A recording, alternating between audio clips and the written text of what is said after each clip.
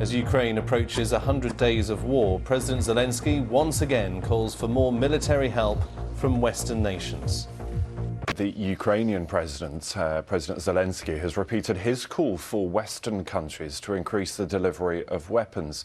Today marks 100 days since the Russian invasion. Well, on February the 24th, President Putin announced a special military operation in Ukraine as tens of thousands of troops crossed the border. Despite Russian attempts to take the capital, Kyiv, and millions of refugees fleeing abroad, Ukraine put up fierce resistance, backed by the international community. But on March the 16th, the southern port of Mariupol was heavily bombed. 300 people were killed, but that figure could be much higher. That attack marked the start of a lengthy siege of the strategically important city. Well, at the beginning of April, Russia withdrew its forces from northern Ukraine, announcing it would focus efforts on conquering the eastern Donbass region. Ukraine claimed Russian troops were responsible for crimes in the suburbs, including Bucha.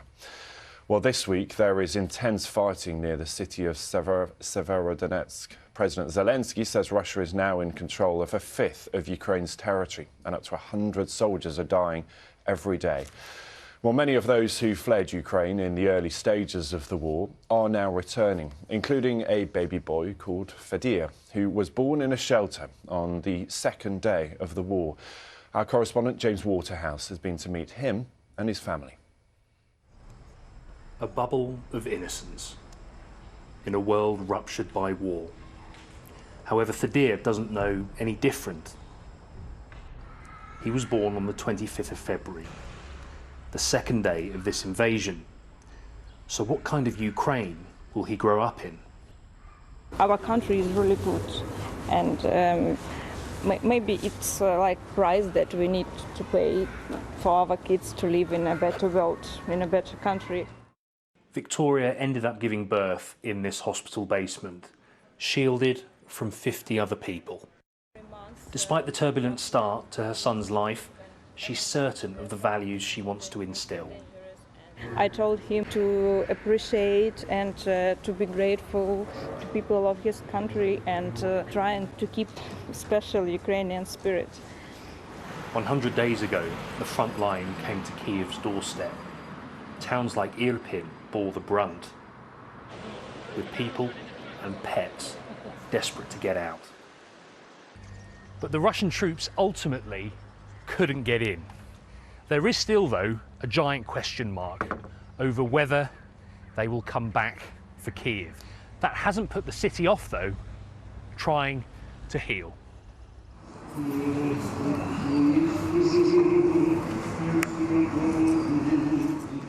For some families, that will take time. One Ukrainian soldier, killed while defending the city of Severodonetsk, is taken to his final resting place, followed by his mother, Vladislava. Bogdan Krivitsky was 26 years old. His first name means given by God, because his parents had waited so long to have a child. We have to win. There is no other way. There is no other way. We're going to win. This collective grief hasn't killed the fight.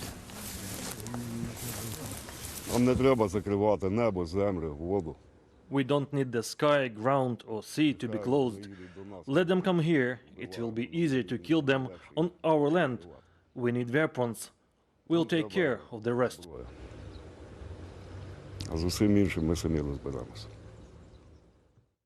Today marks 100 days since the Russian invasion began. So let's speak now to our correspondent James Waterhouse, who's in Kyiv for us this morning. And James, President Putin said this would be a short, special operation. The Ukrainians put up a lot of resistance, and here we are 100 days later with no end in sight.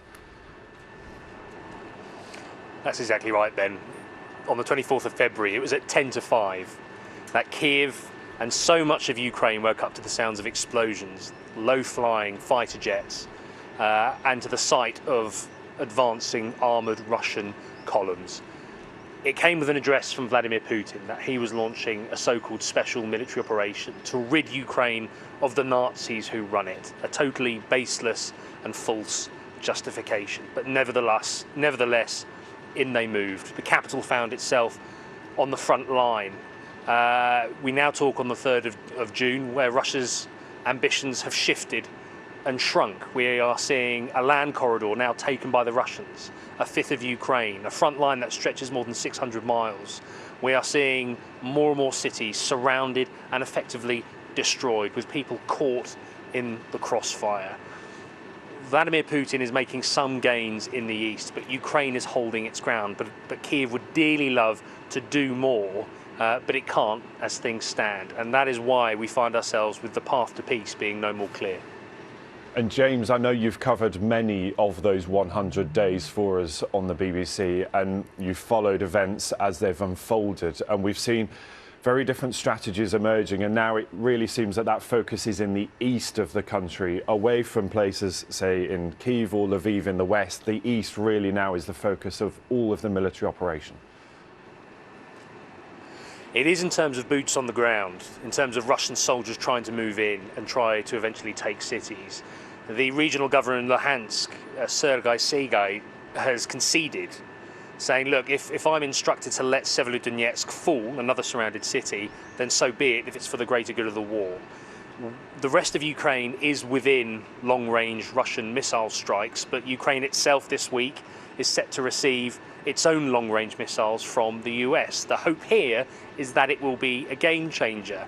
But what we are seeing are positions on both sides in the eastern Donbass region, a region which Russia has said is now its priority. We are seeing both sides dig in.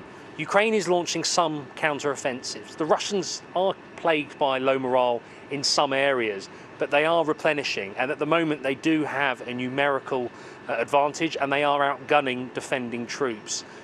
The issue of peace may well come down to a deal around territory. The idea of Ukraine conceding any more is something that is so hard to swallow for so many in Ukraine.